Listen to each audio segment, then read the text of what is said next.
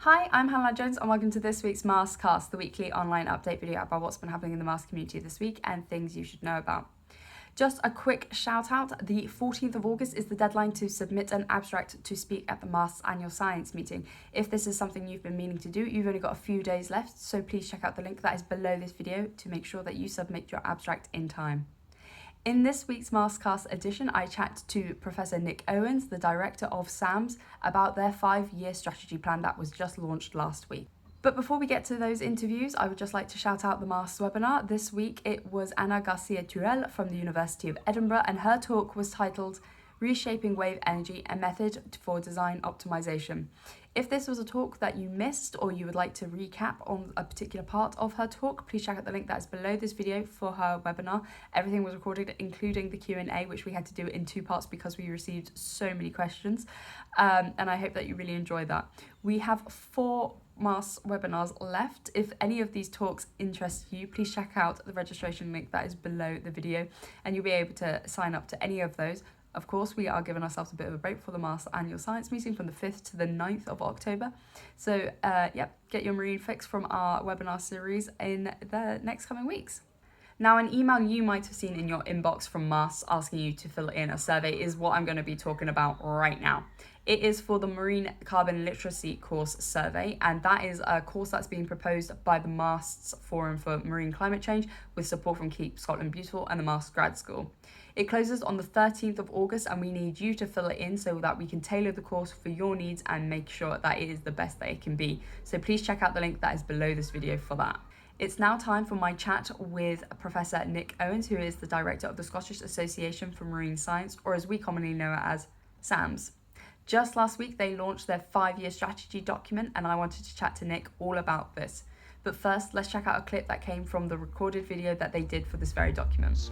Today, we introduce our new 5-year strategy to help us achieve our dreams. It shows why we need investment in expensive technology and modern facilities to deliver the excellent and innovative marine science the world needs. But at the heart of success are neither infrastructure nor money, but people. We seek the best people who share our vision and values. We empower them to deliver the solutions to the global challenges our oceans face. Well, I think the real key for us is, I think, really promoting this notion of an ocean in balance. You know, our perception and, well, I think it's the reality is that the ocean is very much out of balance. So it's imbalanced. And that's because it is used for so many different things. You know, I mean, if you imagine a motorway, you know, a motorway is used for one thing, and that's getting cars up and lorries up and down it. Whereas the ocean, of course, has got multiple uses. And it's the requirement really is to balance all of those multiple uses to ensure that the ocean remains in health.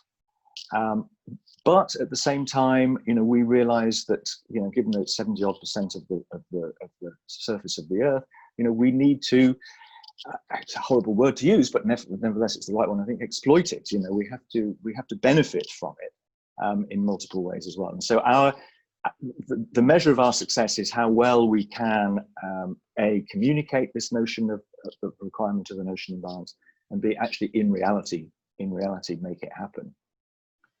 Absolutely. So you've just said that phrase that comes up in the document, ocean in balance. And do you mind expanding a bit more about how that strategy aims to restore that balance that the ocean is very much needing? Okay. Well, one of the key research aims in SAMS actually is the label we use within SAMS is the blue economy. It's one of our research areas. And so in that particular area of research, what we're doing is we are ensuring that we can, for instance, use materials coming from the ocean, biological materials, physical things like ocean energy, renewable energy, and so on. But at the same time, ensure that we're protecting the environment. So it's a case of balancing conservation and protecting the ocean, whilst at the same time taking advantage of the ocean. And so it's actually finding that balance. At the moment, our view is that actually there is not enough knowledge about actually the ocean, such that we can take advantage of it, whilst at the same time protecting it. Mm-hmm. And in the document, you kind of have these three principles about expanding the knowledge. So Yep. the research that happens at SAMS, communicating about the knowledge, and also the enterprise that comes behind SAMS and engaging with those in industry that utilize the ocean's resources as well. And as someone who's involved in public engagement and enjoys science communication, I'd just like to ask you about that communication part of that. Who are you kind of looking to engage in the next 5 years of this strategy? Sure. I think that the thing that we really want to do, though, however, within the strategy, sort of new, is really expand out our influence to the wider public. I mean, whilst we do a pretty good job at that, we do want to have more public engagement. So I think one of the things that we want to do is have a two-way thing. Whilst we're very good at spouting out, you know, it's a bit of a cliche, isn't it? You know, you've got one mouth and you've got two ears. And so one of the things that we want to do is to develop our communication and impact, and communicate our existence and what we do to a much wider public body. And indeed, we also would like to develop a philanthropic campaign. You know, one of the things that we're very much in need of now, sadly, I had to retire our old research vessel, Calanus, which is, you know, she's 35 years old, and she doesn't owe us anything. She's a grand old lady and she has to be retired. But that's, you know, that's a really important asset for us, but an expensive one. And so we need to develop a campaign to be able to, you know, excite enough people to feel that they actually want to be part of SAMS, actually.